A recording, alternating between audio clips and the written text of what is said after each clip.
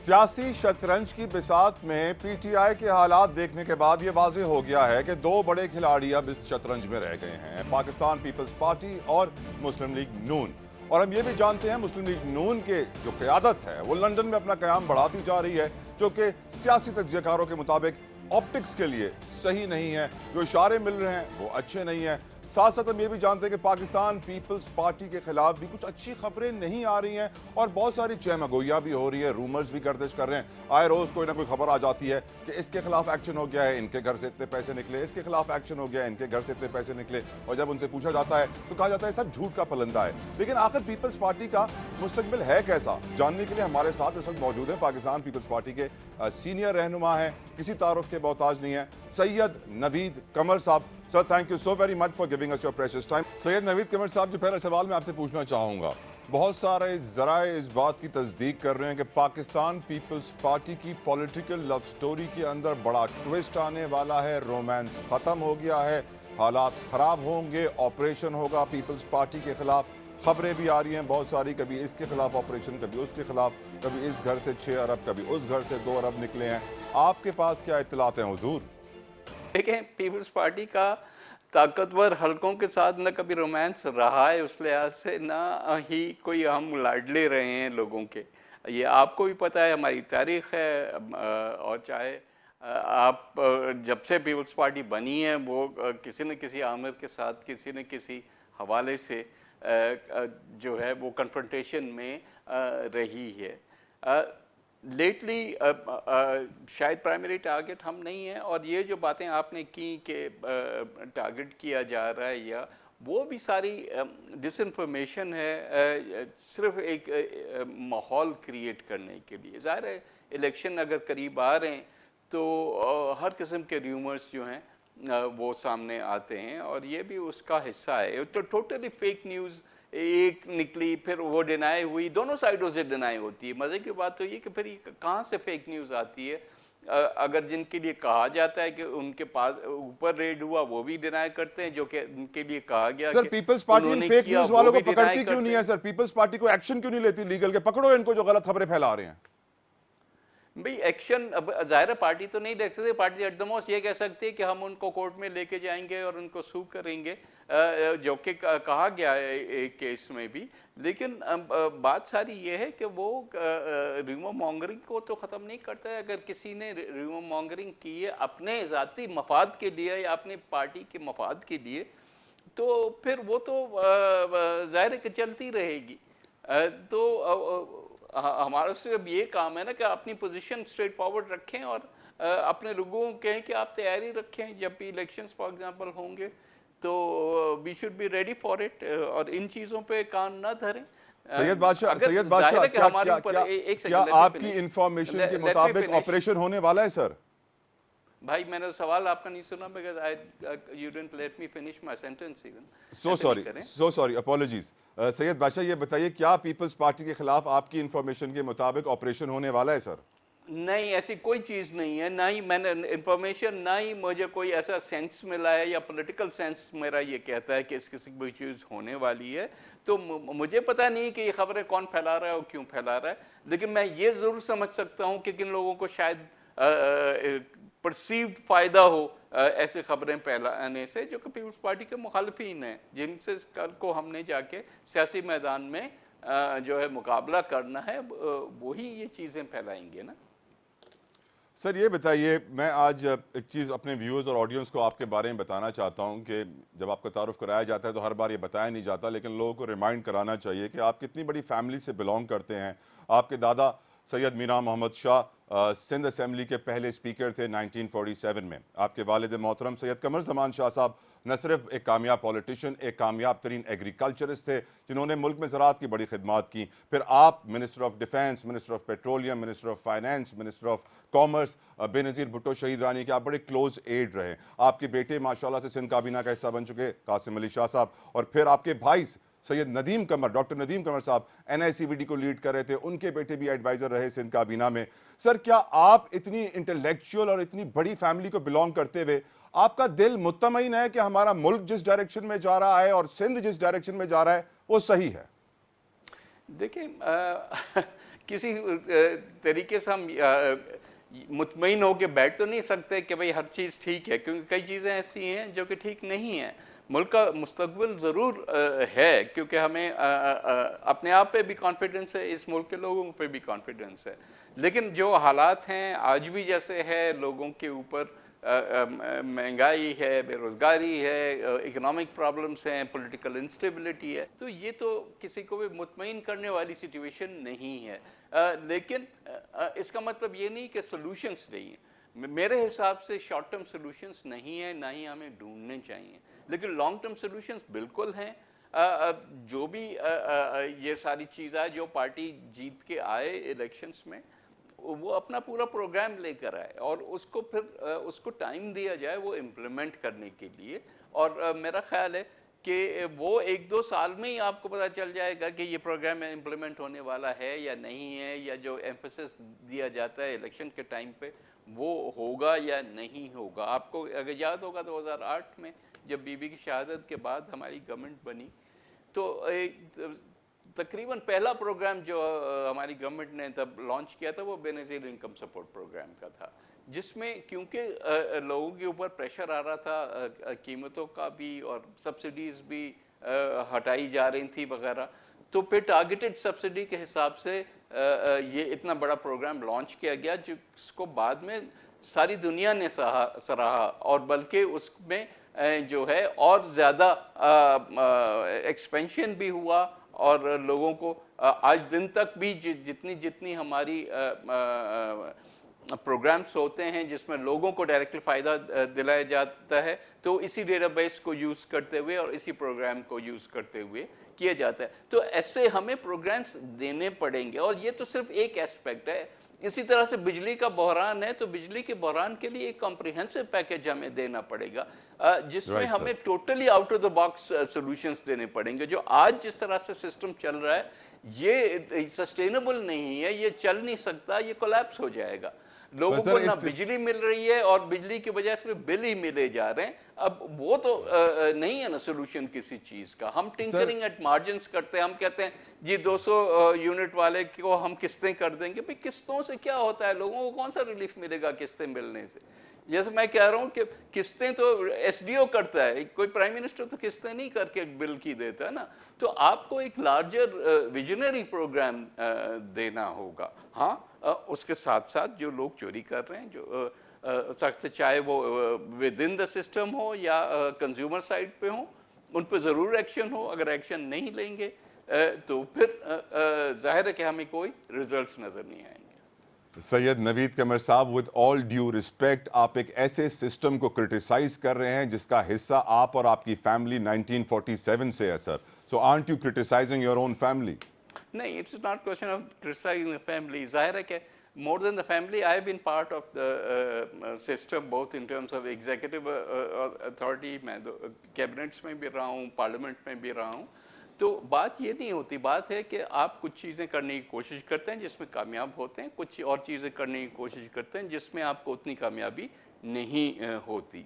तो आपको ये ट्राई करते रहना चाहिए। मैं ये बातें जो कर रहा हूँ वो क्रिटिसिज्म के हिसाब से नहीं कह रहा, मैं रिफॉर्म के हिसाब से कह रहा हूँ कि ये चीज़ें जो हैं वो हो सकती हैं अगर हमारे पास विल हो। और विल में हम होल ऑफ द गवर्नमेंट की बात करते हैं कि सारे इदारे जो हैं लीडिंग फ्रॉम द टॉप, जाहिर है कि जो ऊपर बैठा होता है उसी ने डायरेक्शन देना होता है और फिर उसने उसको जो है वो एक्शन में लाना उस लिहाज से होता है। तो जैसे मैंने एक एग्जांपल तो आपको बीएसपी का दिया, ऐसे और कई प्रोग्राम्स हैं जिसमें जहां टॉप से एक डायरेक्शन आता है तो वो हम उन सारी चीज़ों में कामयाब हुए। हमने 18th अमेंडमेंट वगैरह जो पास कराया वो because direction was coming in, it was revolutionary after the 73 constitution.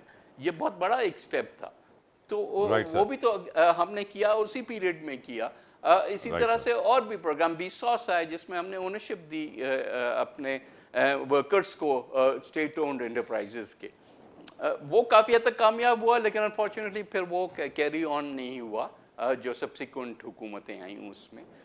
तो इस तरह से कई और एग्जांपल्स हैं, लेकिन हर सिचुएशन में एक नया चैलेंज आता है, उस चैलेंज को आपको फेस करके उसकी सोल्यूशन देनी होती है। सर यकीनन। अच्छा ये बताइए सर, बहुत इंपॉर्टेंट क्वेश्चन है, पीटीआई के खिलाफ 13-14 जमातें एक हो गईं, लेकिन वक्त पे इलेक्शन कराने के लिए 13-14 जमातें एक नहीं हो पा रही, क्या वजह है सर?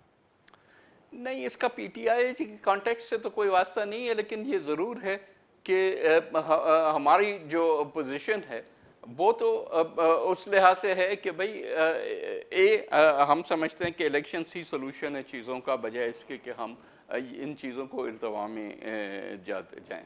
दूसरा ये कि कॉन्स्टिट्यूशनली भी तो आपको कितना आप डिविएट करेंगे कॉन्स्टिट्यूशन से, उतना ही आप मुल्क को मुश्किल में डालेंगे। तो अगर कॉन्स्टिट्यूशनल पोजीशन है कि 90 डेज डिस्पाइट द फैक्ट कि डिलिमिटेशन वगैरह जो कि हमारे हिसाब से उस पीरियड में हो सकता था, और अब भी हमारी कोशिश ये है कि जितना करीब तर हो उसके वो हो और उसको अननेसेसरी डिले में ना ले जाएं। अगर हम ज़्यादा डिले में ले गए तो फिर उससे मुल्क में पॉलिटिकल इंस्टेबिलिटी बढ़ेगी, और जो भी हम बाकी इकोनॉमिक मेजर्स की बात कर रहे हैं वो उस तरह से नहीं हो सकेंगे जब तक कि हमारे पास पॉलिटिकल स्टेबिलिटी नहीं आती। सर सिंध में हम देख रहे थे कि मुस्लिम लीग नून के कुछ रहनुमा बड़े एक्टिव नजर आए हमें, हिना परवेज साहब बड़ी एक्टिव नजर आई, तलाल चौधरी साहब, तंजीम साजी की जा रही है, और ये भी हमारे सोर्सेज कंफर्म कर रहे हैं कि सिंध के अंदर पाकिस्तान मुस्लिम लीग नून अपना स्टेक, स्पेशली कराची के अंदर अपना स्टेक बढ़ा रही है, अपने फ्रंटमैन्स के थ्रू इन्वेस्टमेंट्स का सिलसिला जारी है। ये बताइए क्या आप तैयार हैं नून लीग का मुकाबला करने के लिए? क्योंकि जरा ये भी बता रहे हैं कि मरियम नवाज साहिबा इलेक्शन लड़ेंगी कराची से। या बिस्मिल्लाह, she is most welcome to do so. मतलब वो क्या उनका हक है वो करने का, जहाँ भी है। जैसे हमारा हक है कि पंजाब या कि पाकिस्तान के किसी भी हिस्से में जाके बिलावल साहब लड़ें या पीपल्स पार्टी लड़े, उसी तरह से मुस्लिम लीग कर सकती है। इसमें क्या इशू है? क्या पहले मुस्लिम लीग के साथ मुकाबला करके हमने सीटें नहीं दी कि आज हम सोचेंगे कि ये पता नहीं क्या होगा? सर आपके पास ये इंफॉर्मेशन है कि बल्ले का निशान बैलेट पेपर पे नहीं होगा? सॉरी मैं समझा नहीं। आपके पास ये इंफॉर्मेशन है सर कि बल्ले का निशान, बैट का निशान बैलेट पेपर पर होगा ही नहीं? बहुत सारे लोग ये कह रहे हैं। देखिए बहुत सारे लोग भले कहें, लेकिन किसी भी पॉलिटिकल पार्टी को सिस्टम से बाहर रखने से आपकी इलेक्शन की क्रेडिबिलिटी में भी खराबी आएगी, लोगों के जो आपकी बातें हैं उसको फॉलो करने में भी जो है। सर आप चाहते हैं पीटीआई हो इलेक्शन में? नहीं, डेफिनेटली होनी चाहिए। अब whatever is left of PTI बिल्कुल होना चाहिए। सर एक और बहुत इंपॉर्टेंट क्वेश्चन है जो ऑफ कोर्स आजकल आप खबरों में रहे हैं, वो चीनी की जो सूरत हाल है, चीनी महंगी हो रही है। एहसन इकबाल साहब कहते हैं नवीद कमर साहब ने इजाज़त दी थी एक्सपोर्ट करने की, फिर आपका बयान भी सामने आ गया, आपने कहा कि स्मगलिंग हो रही है, ज़ख़ीरा अंदोज़ी हो रही है, और इकोनॉमिक कोऑर्डिनेशन कमेटी ने इसका अप्रूवल दिया था। सर मैं एक सवाल आपसे ये पूछना चाहता हूँ यहाँ पे इकोनॉमिक्स का स्टूडेंट होने के नाते, जो सरप्लस शुगर हमारे यहाँ हो गई थी, क्या वो सरप्लस खुद से हो गई थी या किसी प्लान के तहत सरप्लस की गई थी? क्योंकि हमारे मुल्क में पॉलिटिशियंस ही हैं जो शुगर फैक्ट्रीज के मालिक हैं। आपके पार्टी के चेयरमैन भी, नून लीग के पार्टी के चेयरमैन भी तो ये सिचुएशन क्रिएट की थी ताकि एक्सपोर्ट की जा सके, ताकि शुगर मिल मालिकान ज्यादा से ज्यादा पैसा कमा सकें। ऐसा प्लान था क्या सर? मुझे हैरत है कि आप ऐसे सवाल कर रहे हैं इकोनॉमिक्स के स्टूडेंट होते हुए। देखें भाई, मुल्क सरप्लस क्रिएट करता है ताकि एक्सपोर्ट करे, ताकि उसके पास फॉरेन एक्सचेंज आए, ताकि वो चीज़ें और इम्पोर्ट कर सकें। हम कितनी सारी चीज़ें हैं हमारा, खासकर जो एनर्जी रिक्वायरमेंट्स है, चाहे तेल हो, चाहे एलएनजी हो, चाहे और चीज़ें हो, सब इंपोर्ट करते हैं। अनफॉर्चुनेटली हम बहुत सारी खाने पीने की चीज़ें भी जो हैं, चाहे उसमें एडिबल ऑयल हो या फर्टिलाइज़र हो या कभी कभी वीट, इस किस्म की चीज़ें भी हम इंपोर्ट करते हैं। तो आप इंपोर्ट्स के बगैर नहीं रह सकते, और इंपोर्ट्स तभी आप कर सकेंगे जब आपके दो सोर्सेज हैं, एक या एक्सपोर्ट करके आप मुबादला कमाएं, या आप जो है रेमिटेंसेस जो हमारे फॉरेन वर्कर्स हैं वो भेजते हैं। उसके अलावा बाकी तो कर्जा है ना, कर्जे से तो आप कितना अपने मुल्क को चलाएंगे। तो भाई सरप्लस क्रिएट होता है, that is part of the economic plan. काश के और इससे ज्यादा शुगर मिल, एक सेकंड, शुगर मिल को आप इसलिए टारगेट करते हैं कि उसमें कुछ सियासी नाम भी आ जाते हैं, लेकिन फिर टेक्सटाइल भी है, उसमें भी सरप्लस क्रिएट होता है, वहां से भी एक्सपोर्ट होता है। तो वहां आप कहेंगे कि जी सरमायादार जो हैं वो पैसे बना, तो पैसे तो बढ़ाएंगे तो हमारा मुल्क भी जो है उसकी इकोनॉमिक एक्टिविटी बढ़ेगी ना। Sir sorry to interrupt sir, लेकिन मेरा ये सवाल आपको शायद इसलिए ऑड लगा होगा क्योंकि میں سوال اس لیے پوچھ رہا ہوں سر آپ سے کہ آپ نے تو 2.5 لاکھ میٹرک ٹن کی اجازت دی تھی پر آپ کی ناک کے نیچے سے 10 لاکھ میٹرک ٹن چلی گئی, آپ دیکھتے رہے, آپ نے کچھ کیا ہی نہیں. بھائی تو ہم نے تو سوچ سمجھ کے ایک نمبر کی اجازت دی نا, یہ تو کوئی بات نہیں, بلائنڈلی تو نہیں ہم یہ بھی چیزیں کرتے. اب 2.5 لاکھ ٹن میرے حساب سے کنزرویٹو تھا, کیونکہ ایکچوئل جو چینی پاکستان سے باہر گئی وہ اس سے کہیں زیادہ تھی. انفارچونیٹلی اگر ہم نے نہیں ہم الاؤ کریں گے ایکسپورٹ تو وہ سمگل ہوتا ہے, اور جو سمگل ہونے سے جو ہے آپ کے ملک کو کوئی فائدہ نہیں ہوتا, وہ پیسہ سارا جو ہے یا ملک میں باہر ہی کہیں ڈسٹریبیوٹ ہو جاتا ہے, لیکن ملک کے اندر جو ہے آپ کے ریزروز پہ اس کا کوئی پوزیشن نہیں آتی. تو تھی نا سر, آپ منسٹر تھے سر, آپ کو سمگلنگ روکنی تھی سر. یہ دوبارہ سے کہیں, سوری سر آپ کو شاید سمگلنگ روکنی تھی نا سر, آپ ہی منسٹر تھے, آپ ہی سر اس وقت پاور پوزیشن میں تھے. روکنا ظاہر ہے ہر گورنمنٹ کا جو ہے ایک چیلنج ہوتا ہے, کل بھی تھا, آج بھی ہے, اس سے پہلے بھی تھا اور کل بھی رہے گا. اگر ہم نے جیسے میں نے کہا ہول آف گورنمنٹ کا اس پہ نہیں پوزیشن لی, ظاہر ہے کہ ہماری جو سارے کے سارے ایک ایجنسی نہیں کئی ایجنسیز ہیں جو کہ بارڈر کنٹرول کرتی ہیں, اگر ساروں کو ایک بہت سٹرونگ میسج اپنے اپنے اداروں سے چلا جائے کہ بھئی انف از انف اینڈ نو مور, تو بند ہو جائے گی. لیکن اگر وہ نہیں کر سکتے, اگر ڈنڈا نہیں اٹھا سکتے, تو پھر آپ کے پاس دوسرا ایک ہی حل ہوتا ہے, اکنامک حل ہے کہ آپ کی price equalisation who on both side, تو پھر بند ہو جائے گی. لیکن ان دو کے علاوہ کوئی تیسرا تو حل نہیں ہوتا نا. سر آخری سوال sir, last but not the least, کیا ہم پھر سے 3 مہینے بعد ڈیفالٹ کا رونا روئیں گے, یا اب آپ کو لگتا ہے کہ چیف آف آرمی اسٹاف نے جو انیشیٹوز لیے ہیں اس کے بعد یہ سچویشن کریٹ نہیں ہوگی اور ہماری اکانومی اسٹیبل ہو جائے گی؟ نہیں, میرا خیال ہے کہ ڈیفالٹ والی بات تو ختم ہو گئی جب آئی ایم ایف نے اوکے دیا, اسٹینڈ بائی اگریمنٹ ہو گیا, اور ڈیفالٹ کی باتیں بھی ختم ہو گئیں. ڈیفالٹ والے کچھ تو اپنے ذاتی فائدے کے لیے بھی یہ باتیں کر رہے تھے, جو کہ came to a closure once we were in the stand by agreement. But جتنے بھی ظاہر ہے کہ بزنس میں جو پیسہ لگاتا ہے اس کو کمفرٹ لیول چاہیے ہوتی ہے, تو جہاں جہاں سے بھی کمفرٹ لیول ملتی ہے تو I think it's a welcome thing. Thank you so very much. Syed Naveed Qamar sahab ہمارے ساتھ موجود تھے, آپ نے اپنا قیمتی وقت ہمیں دیا, آپ نے واضح کیا کہ پاکستان پیپلز پارٹی کی لو سٹوری میں کوئی ٹوسٹ نہیں آیا, کوئی آپریشن نہیں ہونے والا. یہ جو خبریں آتی ہیں کہ اس پولیٹیشن کے گھر سے پیسے نکلے, اس پولیٹیشن کے گھر سے پیسے نکلے, یہ سب جھوٹی بے بنیاد خبریں ہیں جن کے اوپر پیپلز پارٹی جواب بھی دیتی رہتی ہے, اور ان کا یہ کہنا ہے کہ مستقبل اچھا ہوگا, پاکستان کا معاشی مستقبل بہتر ہوگا. لیکن یقیناً ہمیں دماغ میں یہ بات بھی رکھنی چاہیے کہ موسمیاتی تبدیلی نے ہمیں کتنا پریشان کیا ہوا ہے. آخر میں آپ کو ایک اور انفارمیشن دیتا چلوں کہ یورپین یونین کے ڈیٹا کے مطابق یورپ کا گرم ترین سال تھا 2023 کا جو سمر تھا, یہ تاریخ کا گرم ترین سمرز تھے. اور ہمیں یہ بھی یاد رکھنا چاہیے کہ پاکستان میں کینجھر سے لے کر کلر کہار تک ہر پانی میں پلاسٹک ہے, ہوا میں پلاسٹک ہے, کھانے میں پلاسٹک ہے. کلائمیٹ چینج کے اوپر ہمیں دھیان دینا ہوگا, ہمیں اپنی معیشت پہ دھیان دینا ہوگا, ہمیں اپنی معاشرت پہ, اپنی سوسائٹی پہ دھیان دینا ہوگا, کیونکہ جس نہج پر ہم آ کھڑے ہوئے ہیں بہت سارے سوال یا نشان بھی ہمارے ساتھ ساتھ کھڑے ہو گئے ہیں کہ ہم آخر کس ڈائریکشن میں جا رہے ہیں. اللہ جاتے کو اجازت دیجیے, انٹل نیکسٹ ٹائم, اللہ حافظ.